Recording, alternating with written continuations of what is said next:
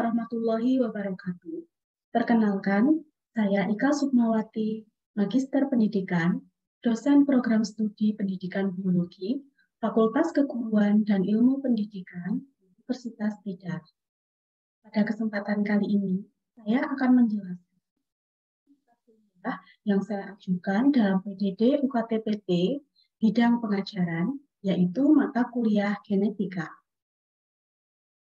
Mata kuliah genetika merupakan mata kuliah wajib yang harus ditempuh oleh mahasiswa program studi pendidikan biologi FKIP Untidar di semester 5 dengan bobot sebanyak 3 SKS. Deskripsi mata kuliah genetika mencakup kajian terhadap pemaknaan ilmu genetika dan aplikasinya dalam kehidupan sehari-hari, materi genetik pada makhluk hidup, reproduksi materi genetik pada makhluk hidup, kerja atau ekspresi materi genetik pada makhluk hidup, perubahan materi genetik akibat mutasi dan rekombinasi, genetika populasi, dan perekayasaan terhadap materi genetik. Kemampuan akhir yang diharapkan pada mahasiswa setelah menempuh mata kuliah ini adalah mampu memahami dan memecahkan permasalahan yang berkaitan dengan pemaknaan ilmu genetika secara utuh, memahami struktur materi genetik pada makhluk hidup, reproduksi materi genetik, kerja atau ekspresi materi genetik, perubahan materi genetik akibat mutasi dan rekombinasi, serta genetika populasi dan perekayasaan materi genetik melalui penerapan pengetahuan dan teknologinya. Materi pembelajaran yang menjadi bahan kajian pada mata kuliah genetika ini terbagi dalam pertemuan 1 hingga ke-16.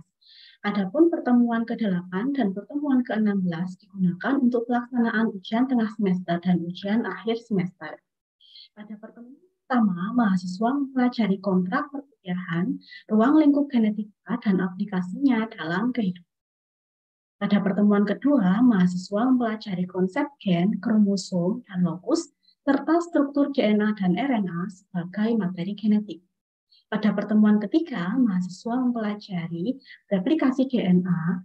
Pada pertemuan keempat, mahasiswa mempelajari transkripsi dan modifikasi pasca transkripsi.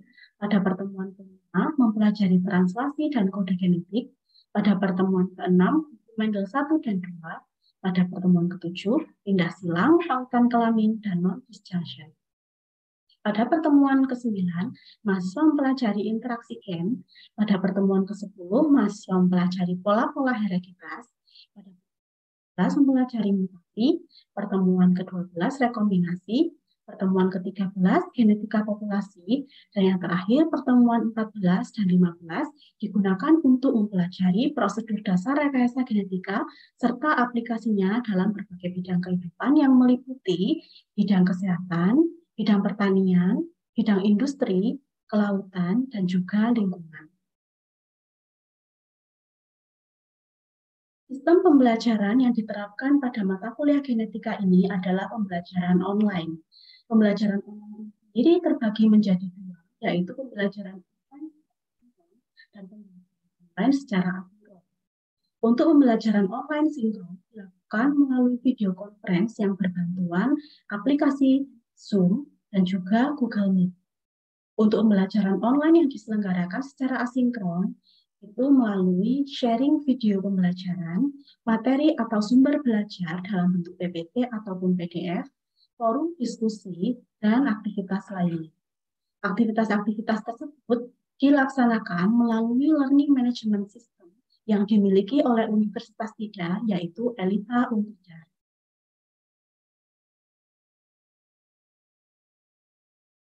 Metode pembelajaran yang diterapkan pada mata kuliah genetika ini meliputi delivery, interaction, dan juga assessment. Untuk delivery ataupun penyampaian materi dilakukan dalam bentuk penyampaian materi melalui slide PowerPoint, ringkasan, ataupun rekaman video pembelajaran yang direkam oleh dosen. Tambahan materi yang dapat diberikan pada saat delivery bersumber dari buku, artikel, video yang diperoleh melalui YouTube, dan konten-konten tersebut dapat pula diunggah ataupun dipautkan pada ELITA. Interaksi pada saat pembelajaran dilakukan melalui diskusi yang berlangsung antara dosen dengan mahasiswa ataupun mahasiswa dengan sesama mahasiswa. Diskusi dapat berlangsung pada saat tanya jawab pada video conference melalui Meet ataupun Zoom, ataupun juga dilakukan melalui forum diskusi yang tersedia pada ELITA. Untuk asesmen atau penilaian yang diselenggarakan pada mata kuliah genetika ini adalah bersumber dari tugas terstruktur berupa ringkasan, kuis, tugas pengerjaan soal, dan juga aktivitas mahasiswa pada saat pelaksanaan studi kasus atau case study. Sistem penilaian yang berlaku pada mata kuliah genetika ini dilakukan untuk penentuan nilai hasil belajar akhir mahasiswa. Nilai hasil belajar akhir itu merupakan gabungan antara tugas terstruktur, UTS, UAS, dan juga hasil pelaksanaan team-based project ataupun case method. Untuk bobot pelaksanaan, yaitu tugas terstruktur sebanyak 10%, UTS sebanyak 20%, UAS sebanyak 20%, dan team-based project atau case method sebanyak 50%. Gabungan dari skor tersebut akan menentukan nilai akhir yang direntang mulai dari A, AB, B, BC, C, CD, D, dan juga E. Demikianlah deskripsi mengenai mata kuliah genetika yang saya selenggarakan pada bidang pengajaran. Selanjutnya, mari kita simak bersama rekaman proses pembelajaran pada mata kuliah genetika, yaitu pada pertemuan kedua untuk mempelajari struktur DNA dan RNA sebagai materi genetik. Selamat menyaksikan. Assalamualaikum warahmatullahi wabarakatuh. Waalaikumsalam warahmatullahi wabarakatuh. Alhamdulillah, hari ini kita bertemu kembali ya pada mata kuliah genetika pertemuan kedua. Nah, sebelum kita mulai perkuliahan pada siang hari ini, mari kita sama-sama berdoa supaya nanti perkuliahan bisa berjalan lancar dan mendapatkan ilmu yang bermanfaat. Sesuai dengan agama dan kepercayaannya masing-masing, berdoa dipersilakan. Doa selesai. Baik, untuk presensi nanti masing-masing mahasiswa bisa mengisi di kolom yang telah disediakan di ELITA ya. Nah, untuk hari ini kita akan membahas materi yang kedua, yaitu struktur materi genetik. Nah, minggu lalu di materi pengantar saya telah menjelaskan pendahuluan, jadi apa itu ruang lingkup ilmu genetika, kemudian aplikasinya dalam beberapa bidang kehidupan. Nah, hari ini kalian akan memahami struktur materi genetik yang meliputi DNA dan RNA, serta konsep gen, kromosom, dan lokus. Nah, hari ini juga kita akan membahas bukti bahwa materi genetik itu adalah asam nukleat melalui percobaan beberapa ilmuwan, diantaranya Griffith, Avery, kemudian Hershey and Case, dan juga Frenkel Conrad. Masing-masing dari mahasiswa sudah membuat ringkasan yang ditugaskan kan ya? Sudah, Bu. Jadi saya akan memberikan penjelasan dahulu ya terkait dengan struktur DNA dan RNA terlebih dahulu.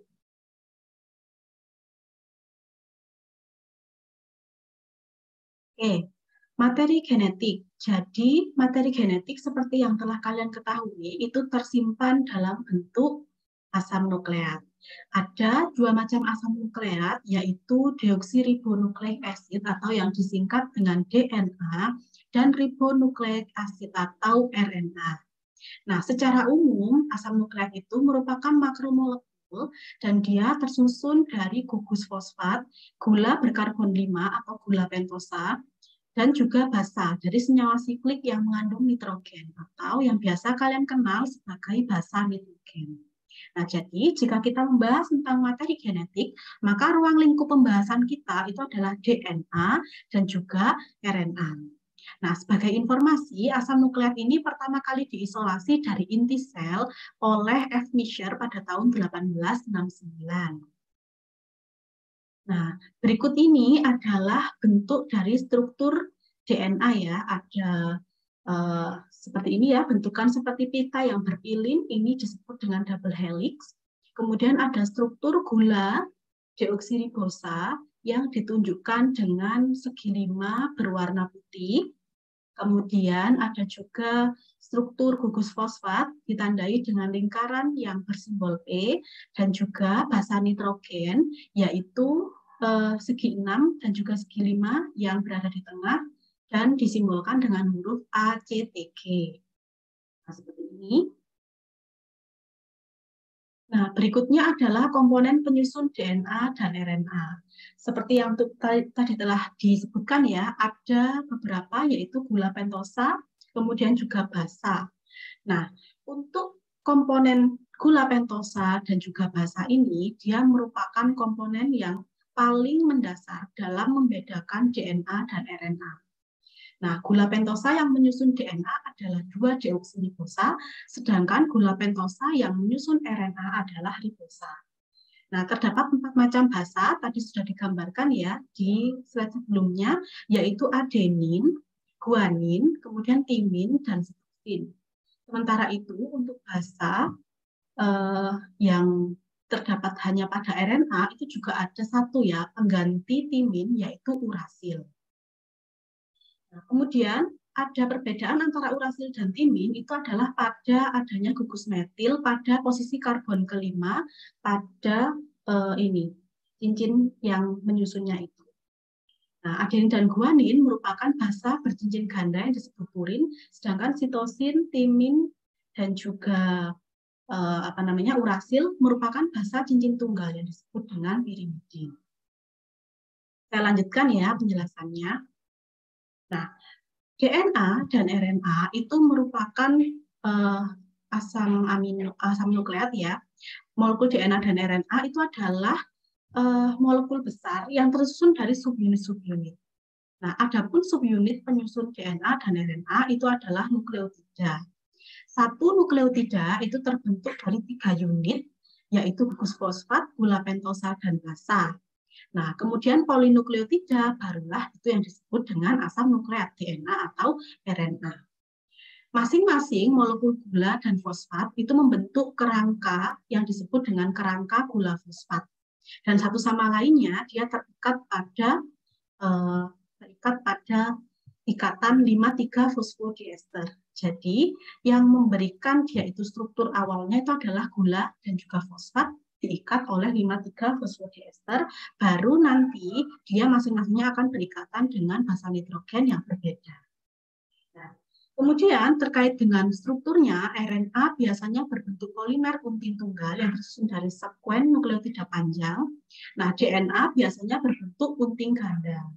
Namun, saya perlu tekankan di sini ya, karena ada perbedaan untai, di mana RNA itu untai tunggal, sedangkan DNA itu untai ganda. Namun perbedaan ini tidak bisa dijadikan dasar yang paling utama dalam membedakan DNA dan RNA. Nah, kenapa saya tekankan seperti ini? Karena berdasarkan penelitian yang telah dilakukan, itu banyak sekali miskonsepsi yang terbentuk pada mahasiswa, pada siswa juga, bahwa pembeda DNA dan RNA salah satunya adalah jumlah untainya atau jumlah untingnya. Padahal perbedaan yang paling utama itu dapat dilihatnya pada struktur gula dan juga jenis basa nitrogen. Adapun jumlah untai itu tidak bisa dijadikan sebagai penanda utama. Seperti itu ya. Jadi tidak selalu DNA itu untai ganda dan tidak selalu RNA itu untai tunggal.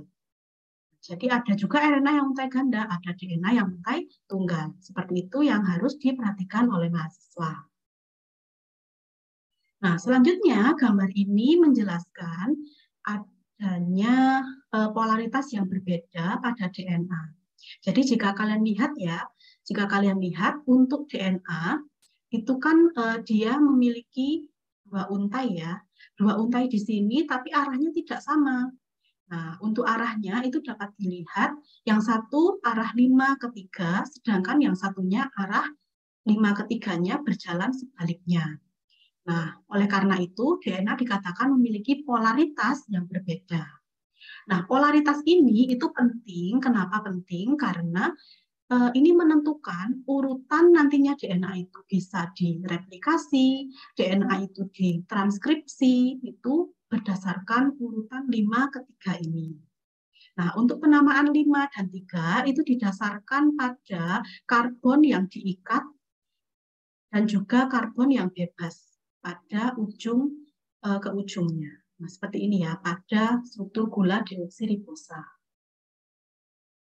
Baik, saya lanjutkan. Berikutnya adalah struktur DNA double helix. Nah, DNA double helix ini pertama kali ditemukan oleh Watson and Crick. Nah, jadi yang pertama kali menemukan bahwa DNA itu ganda berpilin itu adalah Watson and Crick pada tahun 1953. Nah, berdasarkan studinya itu, mengapa bisa dikatakan bahwa DNA itu bersifat double helix? Nah, ternyata ada temuan bahwa konsentrasi basa timin itu selalu sama dengan konsentrasi adenin, sedangkan konsentrasi basa sitosin itu selalu sama dengan konsentrasi guanin. Jadi bisa dianalogikan bahwa timin selalu berpasangan dengan adenin, sitosin selalu berpasangan dengan guanin. Nah, kemudian mengapa bisa disimpulkan bahwa DNA itu double helix atau berpilin? Karena ketika di struktur DNA itu didifraksi dengan sinar X akan tampak pola-pola yang menunjukkan bahwa struktur itu tersusun dalam bentuk putaran atau helix. Nah, untuk putarannya itu ada jaraknya, yaitu jarak 3,4 angstrom. Nah, Nah, kemudian adalah bahasan tentang fleksibilitas konformasi molekul DNA. Nah, kebanyakan DNA yang kalian lihat itu adalah dalam bentuk putaran double helix yang terputar ke arah kanan. Ya, putaran ke arah kanan dan itu disebut dengan DNA B-form atau DNA bentuk B. Itu adalah bentuk DNA yang normal pada kondisi fisiologis. Nah, bentuk DNA itu ternyata tidak hanya satu bentuk B-form. Namun ada juga bentuk DNA yang lain yang terputar ke arah kiri, itu disebut dengan bentuk Z atau DNA Z-form. Nah, kondisi-kondisi tertentu itu bisa menyebabkan perubahan konformasi dari DNA. Sehingga dapat kita simpulkan pula bahwa DNA itu bukanlah molekul yang dia itu statis, melainkan molekul yang dinamis, bisa mengalami perubahan-perubahan struktur dan nanti akan kembali jika kondisi yang ada pada kondisi fisiologisnya itu berubah seperti semula. Untuk gambaran, jadi gambaran strukturnya itu seperti ini ya. Jadi untuk A-form, ini adalah DNA yang sama seperti B-form, arah putarannya ke arah kanan, namun dia lebih mampat. Jaraknya itu lebih pendek antara satu puntiran ke puntiran yang lain. Sedangkan untuk Z-form ini adalah DNA yang dia itu arah putarannya ke kiri, sehingga ketika dilihat itu agak lebih tidak beraturan. Terlihat polanya itu lebih mirip zigzag. Maka itu disebut dengan zigzag DNA atau Z-form DNA. Ini pengenalan ya, bahwa untuk DNA itu ternyata kondisinya bisa berubah dan dia bisa mengikuti kondisi fisiologis.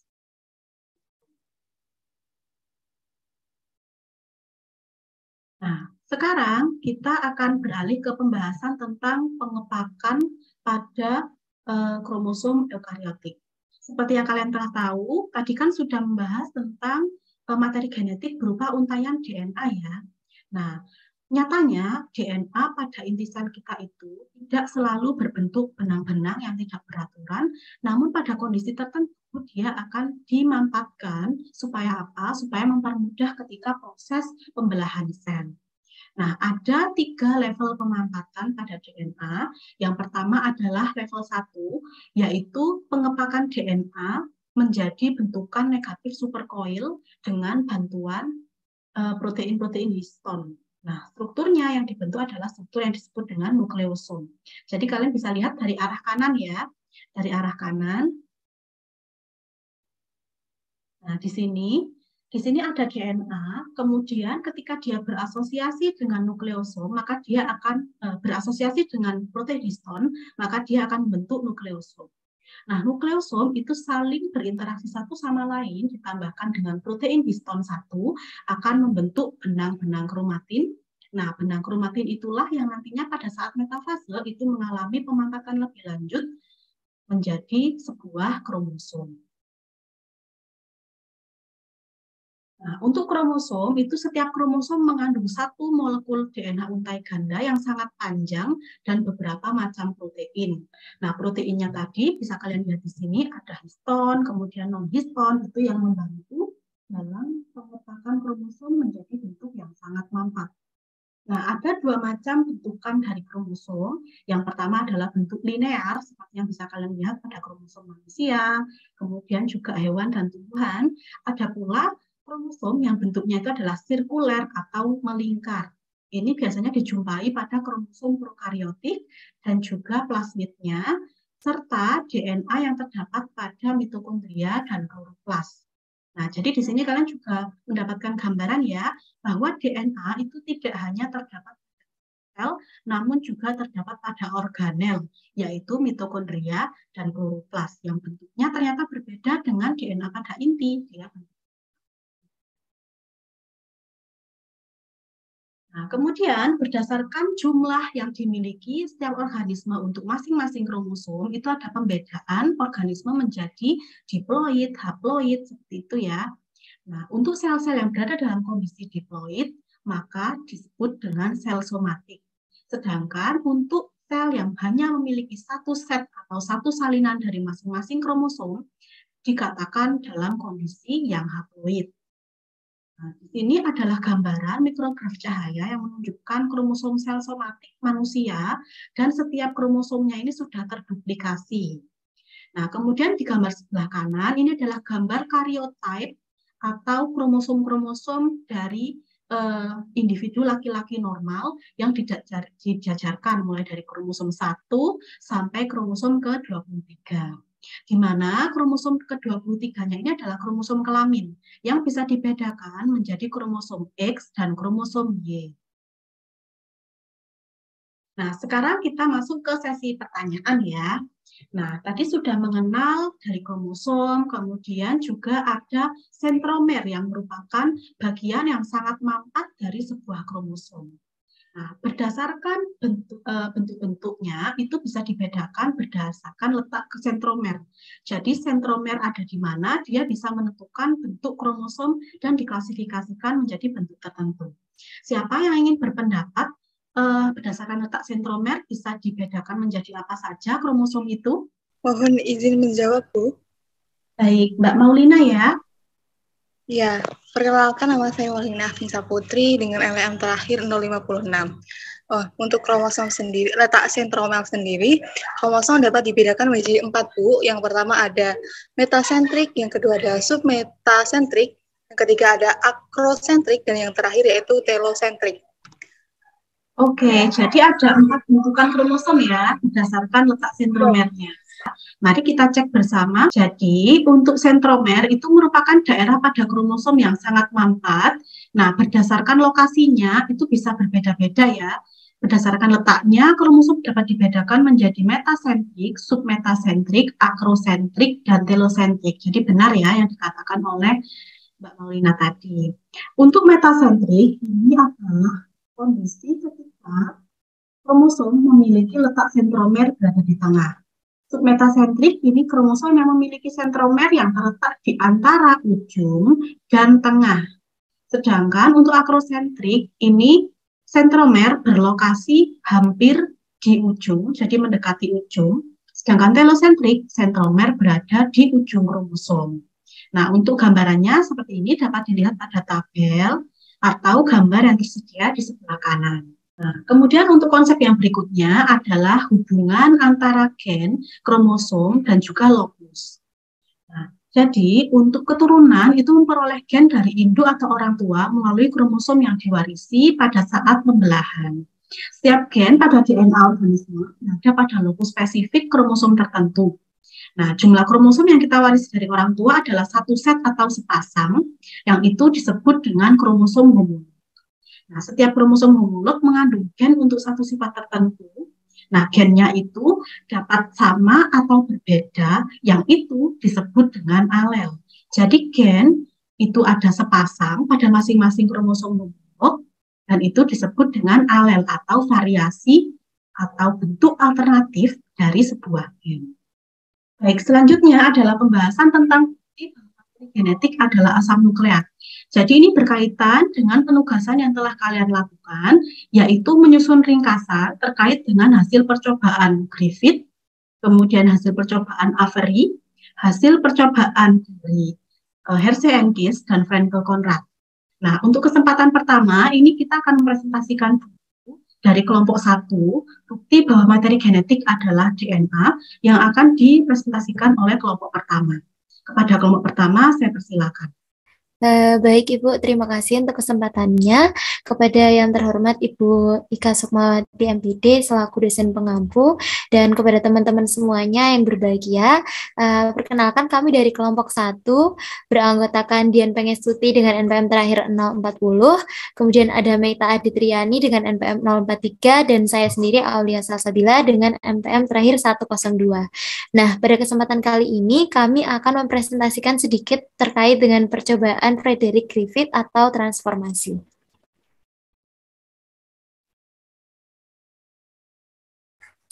Oke, jadi teman, transformasi ini dalam percobaan Frederick Griffith, dia ini ingin mengungkap proses transformasi pada bakteri Streptococcus pneumoniae pada tikus.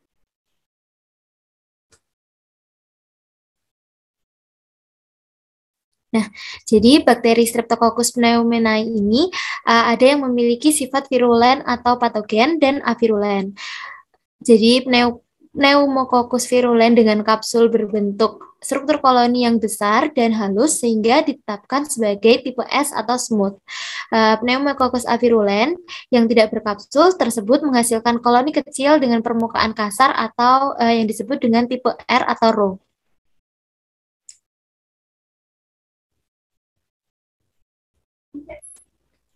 Ya, nah yang selanjutnya ini ada mekanisme percobaan Griffith. Jadi teman-teman bisa lihat pada gambar untuk mekanismenya.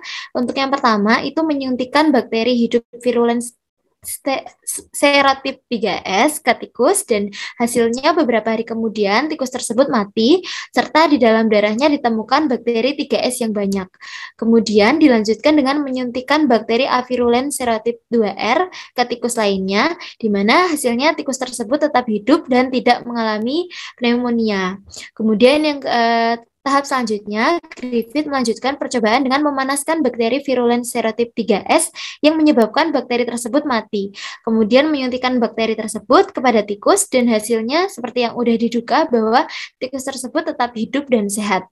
Dan yang terakhir, akhirnya Griffith mencampurkan bakteri hidup avirulen 2R dengan bakteri virulen 3S yang sudah dipanaskan tadi dan disuntikan ke tikus yang sehat. Hasilnya adalah tikus tersebut menjadi sakit bahkan mati. Dan ketika darah tikus diperiksa, sejumlah besar bakteri virulen 3S itu ditemukan di situ. Nah, di sini kita simpulkan percobaannya. Jadi, untuk kesimpulannya, terdapat suatu materi yang mengakibatkan bakteri tipe R atau non-patogen berubah menjadi bakteri yang bersifat patogen, yaitu tipe S. Dengan demikian, transformasi sel tipe 2R avirulen menjadi sel tipe 3S yang virulen tidak dapat dijelaskan dengan mutasi. Sehingga Griffith berteori bahwa beberapa komponen sel tipe 3S yang mati pasti telah mengubah sel tipe 2R yang hidup menjadi tipe 3S. Nah, hal inilah yang disebut sebagai transforming principle atau prinsip transformasi. Gitu ya, teman-teman. Oke, terima kasih atas paparan materinya. Jika ada yang mau ditanyakan, nanti bisa bersama dengan penyaji, kita diskusi bersama pada forum yang telah disediakan.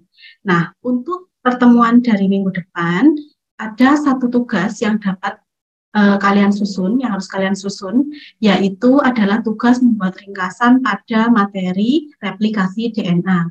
Silakan berkoordinasi dengan kelompok masing-masing dan jangan lupa mengerjakan kuis untuk pertemuan hari ini.